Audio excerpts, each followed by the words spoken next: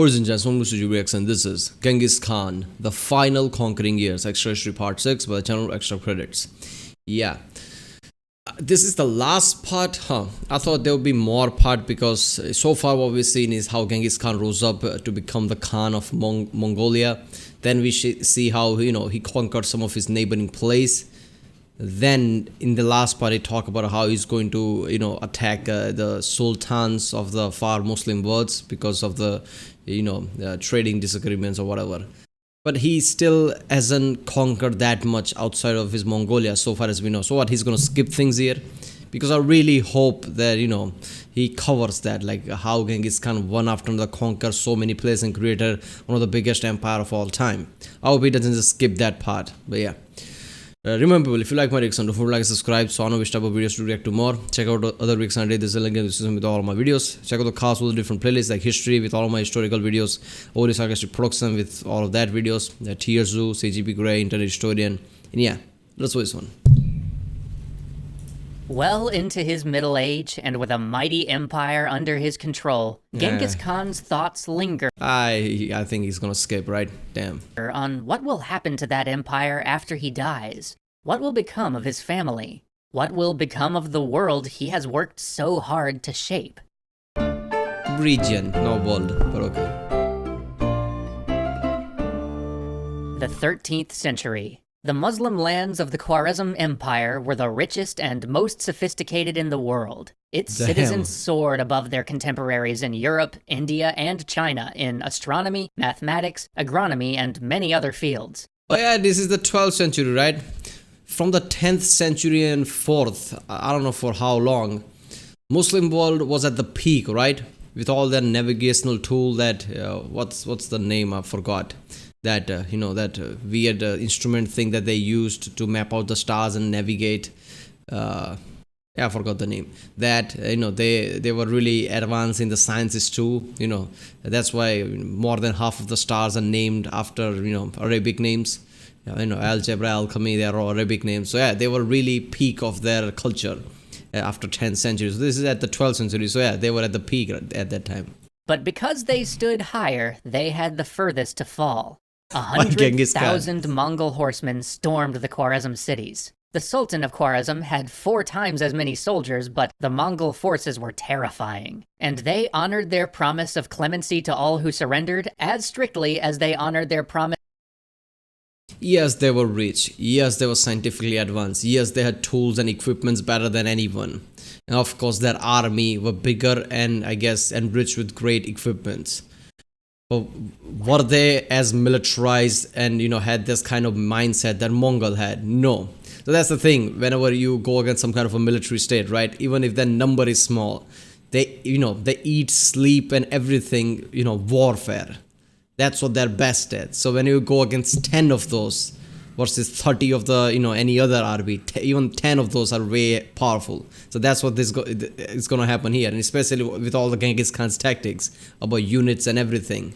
And obviously it's going to be we saw how Napoleon used core system to make sure the army moves faster. Same thing applies here. Genghis Khan's armies always moved faster because of this unit system. And of course they are self-sustained. They find their own food and everything. They have their own I don't know, doctors and things. Yeah. Promise of destruction to all who resisted. Cities fell one after another. Many surrendered without a fight. Others held out for a few days or weeks before falling. After defeating each city, Genghis Khan sent clerks to divide the civilian population by profession, including doctors, astronomers, judges, engineers, teachers. Yeah, see, this is just, it's a way of saying that divided population, but this reminded me of Nazis. The Nazi doctor, who was his name? He literally divided people like that and saw them together. This just reminded me of that. Like, yeah, Mongols were fucked up, but how fucked up Nazis were. By profession, including doctors, astronomers, judges, engineers, teachers, artisans, and religious leaders. They especially sought out people who spoke multiple languages. Despite all of their growth, wealth, and power, the Mongols still practiced no crafts themselves other than war, herding, and hunting. All of the skilled work done in their growing empire was done by the people they conquered. They needed teachers as much as they needed riches. But one group in particular could expect no mercy from the Mongol forces, that group being the wealthy and the powerful. Under the chivalrous rules of warfare as practiced in Europe and the Middle East during the Crusades, aristocrats were protected and kept as hostages to be ransomed. The Mongols had no use for such pleasantries. To prevent future wars, they sought out and eliminated any enemy aristocrats they could find. Aristocrats offered nothing of value to the Mongols, and were the most likely to resist them successfully in the Yeah. It's not that aristocrats didn't offer anything to the Mongols. Aristocrats didn't offer anything to the Genghis Khan. This reminds me of that thing. Every time people brings up this point, mostly religious groups, that why are the most, vicious and effed up people like Stalin and Hitler was an atheist, which means being an atheist is evil or something. They always bring that up. But then somebody, said, I don't know who that was, but somebody just said that it's not that, they were atheist and evil because somehow becoming atheist makes you evil. No, it's that they didn't want any competition. They saw themselves as God. They wanted their community to, treat them as God. They didn't want any competition. I guess we see that in North Korea today. So, that's why they were atheists. This is the same thing here. It's not like the Mongols didn't have any place for all the noblesmen and everything. It's that Genghis Khan didn't want any competition. He was the real aristocrat. He was the real noble of the Mongolia, I guess. future. By eliminating the aristocracy, they decapitated the social system of their enemies. As the 1220s rolled in, Genghis Khan was in his 60s, at the height of his power, with nothing and no one standing in his way. But despite his overwhelming success as a conqueror, he was really struggling as a father. Custom held that each son in a herding family inherited some of their family's herd. Genghis Khan intended to instead offer each son a piece of his empire. However, he also needed to choose one son to be the next great Khan after he died. He summoned a family Kurultai to discuss the matter. His two eldest sons, Jochi and Chagatai, were tense and terse with one another. Ogedei, his third son, arrived to the meeting. I know that name. I watched, that Marco Polo series from Netflix. Was it from? Yeah, it was from Netflix. I really loved that. I don't know why people hated that it got cancelled. I loved all the production thing and everything about him and Kublai Khan, and I remember him talking about Ogedei and everywhere. So I guess he's the one who's going to be successor. Slightly late and also slightly inebriated, Genghis Khan asked his eldest son, Jochi, to speak first on the matter of succession. In doing so, he emphasized Jochi's rank as his eldest son, implying he was the likely successor. Chagatai did not agree, and interrupted before Jochi could answer. Jochi lunged at his brother, and the two men started to fistfight. Genghis Khan broke up the fight and tearfully pleaded with his sons, begging them to understand how different things were before they were born, when nobody was safe. He ordered them to respect each other, but he knew that he could... Seriously though, how different the things were. Like, there was no such thing as one empire, right, that Genghis Khan created. There was this tribal mentality where everybody just raids things and take things whatever they can. There was no system type of thing. And, whenever somebody's, I guess, a family member, main alpha male dies, they just like, fuck that family. Whenever tribe attacks, I guess they just loots and leave people alone, and all that system was going on. Now it's completely different. I mean, imagine that you started with something else and then you created something completely else, and you have to tell your kids, like, you have no idea what it used to be before and how I changed it. Could not impose a choice on them that would last after his death. They would have to find a compromise. After much discussion, the family decided that neither Chagatai nor Jochi should become their father's heir, but instead agreed that the role of successor should go to their mellow, good-natured, and hard-drinking brother Ogedei. Genghis Khan then allotted his personal lands and herds to each son and separated Jochi and Chagatai, giving them kingdoms at far opposite ends of his territory. This ordeal cast a pall over the remainder of the campaign. Yeah, because that never goes bad, right? Every time an emperor comes and just says, you know what, I'm going to split my empire for my kids, that never goes wrong. It's never that they, fight with each other, creates massive civil wars and kill each other until one guy remains, or the entire empire goes burning or something. No. Every time this scenario happens, that is the case. Every time they will end up fighting each other, because there will be a guy with, more ego, like, I deserve to be the Khan. I deserve to have all the land, and it starts to kill off his brothers or something. Yeah. But I guess, in here he just thought that those two are fighting. I'm not gonna make any of them the Khan because that will cause fighting. So I guess, what, younger brother is the one who's gonna become Khan. I guess. We could at least see what Genghis Khan was thinking there, but I don't think this is gonna work. This will cause infighting and civil wars. Genghis Khan was now keenly aware of how much work he needed to do to preserve the empire after his death. He had been so dogged in his pursuit of empire and unification that he'd neglected his family. He put much effort into trying to mend the relationship between his eldest sons. He assigned them jointly to a campaign, but neither brother could agree on what tactics to use, and because of their bickering, the campaign stretched on for 6 months, an unprecedented amount of time for a Mongol siege. Eventually, they had no choice but to burn the city to the ground and flood it, destroying it utterly and leaving nothing to loot.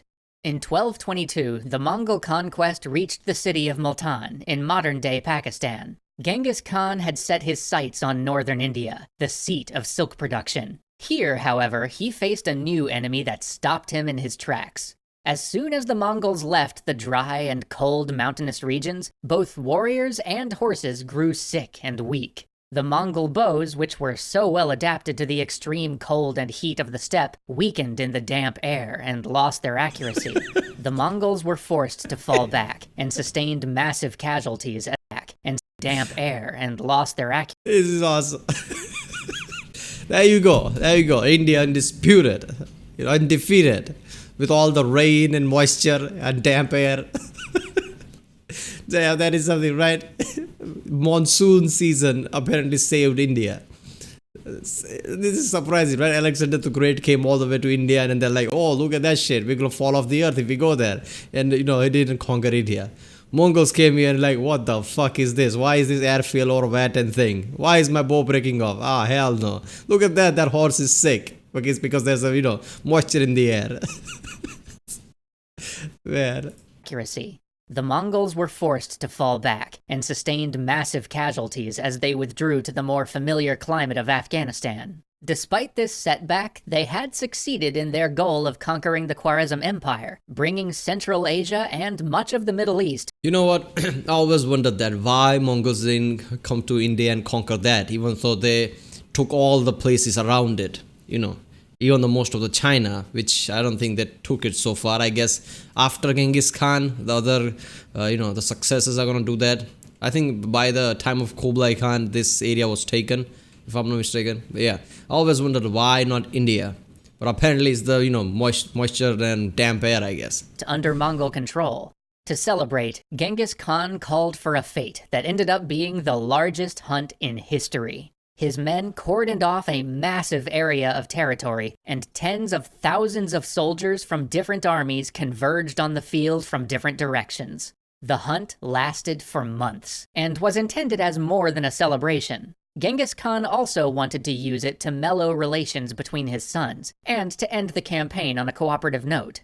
Upon returning home, the victorious Mongol army saw the fruits of their conquest. The nation had been utterly transformed.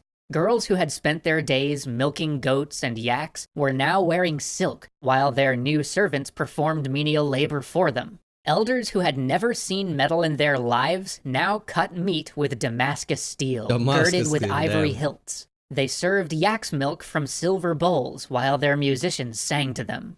But Genghis Khan was not built for this life. He didn't want to stop conquering, or maybe he couldn't stop conquering. He set out once again to campaign against the Tungut, Okay, I guess it's one of those things where he, in his entire life, he conquered and conquered and conquered, most of his meaningful life. Before that, he was constantly on the run. That is also kind of a battle, right? Even though in the losing side, in a way, it's been a battle since his childhood. As soon as his father died, he has been in this kind of weird battle of survival, a battle of finding his place in everywhere, his family's place. Then that battle just raged on, and he becomes this great Genghis Khan. So from his entire life, He has been in this battle and warfare constantly, just sitting there and enjoying sitting on the throne, enjoying just lavish lifestyle and being some kind of a king. I guess it's not going to be for him. It's like, I don't do that, I'll conquer and do things like that. So I guess that's his mentality right now. Like he has to conquer something. He can't just sit at home and just enjoy his life. Very first foreign nation he had conquered after his election as Great Khan. The Tungut had refused to offer troops for the Khwarezm invasion, a slight that could not stand, and establishing a base in the Tungut kingdom would offer a second chance at the Sung dynasty, a target he still coveted. And that is where Genghis Khan's story very suddenly and very mysteriously ends. What happened next remains something of a mystery. Some say that while traversing the Gobi to fight the Tungut, Genghis Khan stopped to catch some wild horses and was thrown from his mount, sustaining internal injuries. Some legends say that he was assassinated by a sex worker, struck by lightning, poisoned, or killed by a magic spell cast by the Tungut king. Heck, Marco Polo even Or all of the above. reports in his book chronicling his time in the court of Kublai Khan, Genghis Khan's grandson, that the Great Khan was killed after taking an arrow to the knee. What the fuck? Man, he took an arrow to the knee. Cue all the, I guess, memes right there. I was going to conquer the whole world, but then I took an arrow to the knee. Man, what is more likely? I don't know. I mean, it could be anything, right? I mean, great man dies by doing stupid things is not unheard of. So he trying to, I guess, find some wild horse and dying like that is not unheard of. Some sex worker stabbing him, I can see that too, because probably one of his sons wanted him to go away. That happens too, because they wanted to have power or something. Could be conspiracy like that too. Lightning, I highly doubt that. Yes, evil spell, I highly doubt that, but who knows, maybe.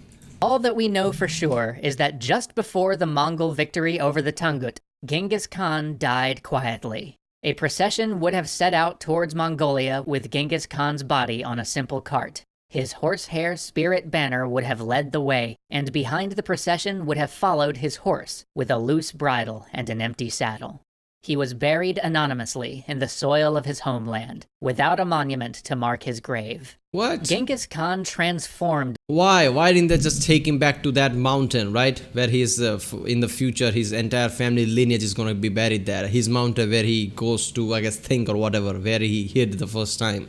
Why didn't they go to that mountain place? Took his body there and, bury him there with all the, I guess, monuments and things. Why just bury him just somewhere in Mongolia and not even mark it? This feels weird.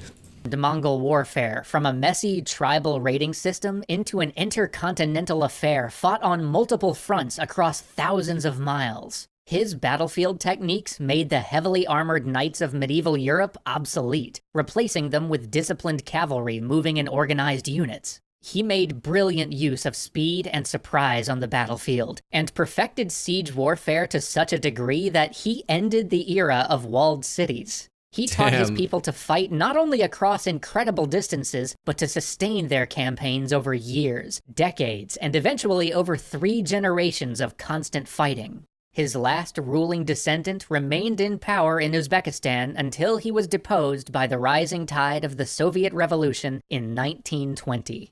Genghis Khan was also brutal. His goals were achieved through the deaths of millions. The Mongols made no technological breakthroughs, founded no new religions, wrote no great books or dramas, and offered the world no new crafts or methods of agriculture. They simply conquered and assimilated, and their tactics left parts of the world depopulated to this day.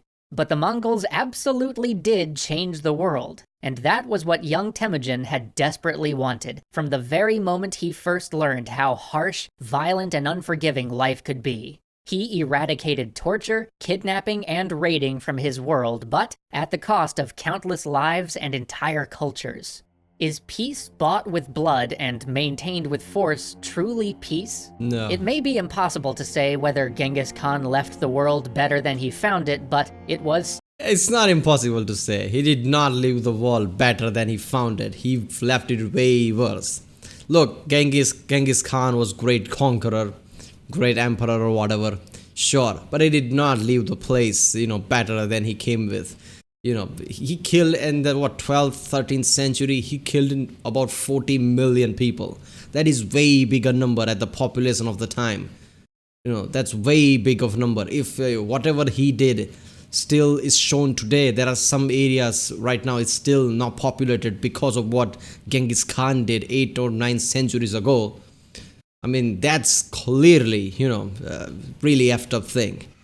I mean, if you see his history and see how great of a conqueror he was and how badass he was, sure. But was he a good man, great man, regardless of whatever his reasoning was? No, he killed 40 million people. That's just fucked up, right? He definitely left the world way worse. Maybe he made his people, people in Mongolia, live a lavish life for centuries and made things better for them, but for the whole world, no. He literally wiped out places. That's just way fucked up. Yes, he, stopped torture and, he stopped that barbaric thing that I was surprised by when the start of this series. That, whenever alpha male dies, tribe just say, fuck that family. They can die. He stopped that mentality. He made a thing where, the family member always gets taken care of, which is good. No torturing, which is good. Poor people should not be treated as a third-class citizen. People should be considered with, whatever the character is. That's also good. But in the end, all his conquest and all his barbaric and bloody ways killed 40 million people. No, that's fucked up. Alright, whatever good he might have done does not even come close to outweighing the bad he did. So yeah. But damn, as a conqueror, he was really badass, right? He conquered a lot of places. His empire lasted good enough time as well. It's not like the Alexander the Great type of thing. Whenever he died, his empire fall apart. No, even the Kublai Khan had a great empire, just like this, even bigger, I guess. He also took China or something. So yeah, Mongols were really deadly, right? Just like their long before ancestors, like the Huns. So yeah. Alright people, that was Genghis Khan, the final conquering years. I really want to find a video where they show the detailed tactics and all the way how he conquered one after another and how he conquered so many places and how barbaric he was in sieges and things in details. I guess, I don't know, kings and generals or somebody might have some kind of video on that. Maybe Epic History will do a series on that in the future, who knows. But yeah. Alright people, if you like my reaction, don't forget to like, subscribe, check out the reaction, there's a link in the description, check out the cast, the playlist, check out the end cards, and I guess I'll see you next time. And I guess comment down which next series you want me to react to.